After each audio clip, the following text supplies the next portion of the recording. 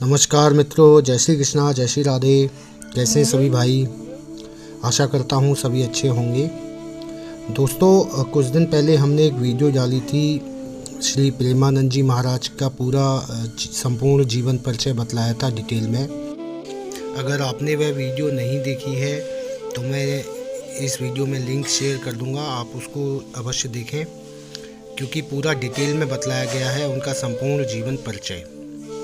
और साथ ही दोस्तों, आज हम जानेंगे कुछ और रोचक बातें श्री प्रेमानंद जी महाराज के बारे में, उनकी जीवन शैली के बारे में। तो बने रहिए वीडियो के साथ में, हम और आप मिलकर जानेंगे प्रेमानंद जी के बारे में कुछ रोचक बातें। वीडियो अच्छी लगे तो अपने मित्रों के साथ शेयर करें और साथ ही हमारे चैनल ब्रजास्ता को सब्सक्राइब कर लें, जिससे इसी तरह की धार्मिक वीडियोज़ आप तक पहुँचती रहें। तो मित्रों, टीम इंडिया के स्टार बैट्समैन विराट कोहली कुछ समय पहले अपनी पत्नी अनुष्का शर्मा और बच्ची के साथ यूपी के वृंदावन पहुंचे थे, जहां उन्हें एक महाराज जी की असीम आशीर्वाद प्राप्त हुआ। आइए जानते हैं उन्हीं श्री हित प्रेमानंद गोविंद शरण जी महाराज के बारे में कुछ रोचक बातें जो शायद ही आप जानते हो। दादा और पिता की राह पर बढ़े श्री हित प्रेमानंद गोविंद शरण जी महाराज मूल रूप से उत्तर प्रदेश के कानपुर में सरसौल के आखिरी गांव के रहने वाले हैं। महाराज जी का जन्म सात्विक ब्राह्मण पांडे परिवार में हुआ था और उनका असल नाम अनिरुद्ध कुमार पांडे था। दादाजी सन्यासी थे और पिता शंभू पांडे का भी आध्यात्मिक की ओर खासा झुकाव था, लिहाजा बाद में उन्होंने भी संन्यास ले लिया। गोविंद शरण बड़ी कम उम्र में ही चालीसा पाठ करने लगे थे और जब वे 5वीं कक्षा में थे तब वे गीता प्रेस प्रकाशन की श्री सुख सागर पढ़ने लगे थे। वे इस उम्र में जीवन का असल कारण तलाशने लगे थे। उन्होंने तब स्कूल में पढ़ने और भौतिकवादी ज्ञान प्राप्त करने के महत्व पर सवाल उठाया और बताया कि यह कैसे उन्हें अपने लक्ष्यों को प्राप्त करने में मदद करेगा। यही वह समय था जब वे श्री राम जय जय राम और श्री कृष्ण गोविंद हरे मुरारी का जाप करने लगे थे। 9वीं कक्षा में आने पर उन्होंने तय कर लिया था कि वे अब आध्यात्मिक जीवन की ओर बढ़ेंगे, जो कि उन्हें ईश्वर तक लेकर जाएगा। वे इसके लिए घर त्यागने को भी तैयार थे। उन्होंने इस बारे में माँ को भी सूचित किया था। 13 साल की उम्र में तड़के 3:30 बजे वे अपना घर छोड़कर चले गए थे। उन्होंने अब नैष्ठिक ब्रह्मचर्य शुरू कर दिया था और वे तब आनंद स्वरूप ब्रह्मचारी के नाम से जाने जाते थे। आगे चलकर उन्होंने संन्यास ले लिया और महावाक्य स्वीकार करने पर उन्हें स्वामी आनंदा आश्रम नाम मिला। आध्यात्मिक साधक के रूप में तब उनके जीवन काल का अधिकतम समय गंगा नदी के किनारे बीतता था। ऐसा इसलिए क्योंकि उन्होंने कभी भी एक आश्रम का पदानुक्रमित जीवन नहीं स्वीकारा।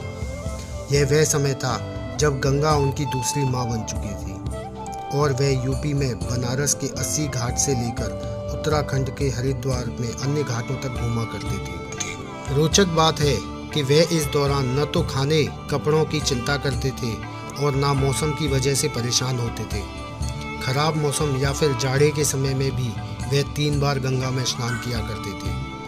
यही नहीं, कहा जाता है कि वे कई दिनों तक उपवास पर रहते थे और यह भगवान शिव की ही दया रहती थी कि ठंड में कांपते शरीर के साथ भी परम क्षण ब्रह्माकार वृत्ति के ध्यान में पूरी तरह से लीन रहते थे। महाराज जी बनारस में एक रोज पेड़ के नीचे ध्यान लगाए हुए थे, तभी वे श्री श्यामा श्याम की कृपा से वृंदावन की महिमा के प्रति आकर्षित हुए। आगे चलकर एक संत की प्रेरणा से उन्हें एक रस लीला में भाग लेने के लिए राजी किया, जो स्वामी श्री राम शर्मा की ओर से आयोजित की जा रही थी। उन्होंने 1 महीने तक रासलीला में हिस्सा लिया। सुबह वे श्री चैतन्य महाप्रभु की लीला और रात में श्री श्यामा श्याम की रासलीला देखते थे। 1 महीने में ही वह इन लीलाओं को देखने में इतना मुग्ध हो गए और आकर्षित हो गए कि वह उनके बिना जीवन जीने की कल्पना भी नहीं कर सकते थे। यह 1 महीना उनके जीवन का टर्निंग पॉइंट माना जाता है। बाद में स्वामी जी की सलाह पर और श्री नारायण दास भक्त माली जी बक्सर वाले मामा जी के एक शिष्य की मदद से महाराज जी मथुरा जाने वाली ट्रेन में सवार हो गए, यह न जानते हुए कि वृंदावन हमेशा के लिए उनका दिल चुरा लेगा। वह बिना किसी परिचित के वृंदावन पहुंचे थे, जहां शुरुआती दिनचर्या में वृंदावन की परिक्रमा और श्री बांके बिहारी के दर्शन शामिल हुआ करते थे। बांके बिहारी जी के मंदिर में उन्हें एक संत ने कहा कि उन्हें श्री राधा वल्लभ मंदिर भी जाना चाहिए। महाराज जी राधा वल्लभ जी को निहारते घंटों खड़े रहते थे। गोस्वामी जी ने इस पर ध्यान दिया और उनके प्रति स्वाभाविक स्नेह विकसित हुआ। एक दिन पूज्य श्री हित मोहित मराल गोस्वामी जी ने श्री राधा रस सुधा निधि का एक श्लोक सुनाया, पर महाराज जी संस्कृत में पारंगत होने के बावजूद इसके गहरे अर्थ को समझने में असमर्थ थे। गोस्वामी जी ने तब उन्हें श्री हरिवंश के नाम का जाप करने के लिए प्रोत्साहित किया। महाराज जी शुरू में ऐसा करने से हिचक रहे थे, हालांकि अगले दिन जैसे ही उन्होंने वृंदावन परिक्रमा शुरू की, उन्होंने खुद को श्री हित हरिवंश महाप्रभु की कृपा से उसी पवित्र नाम का जाप करते हुए पाया। इस तरह वे इस पवित्र नाम हरिवंश की शक्ति के कायल हो गए। तो यह थी कुछ रोचक जानकारी श्री प्रेमानंद गोविंद शरण जी महाराज के बारे में।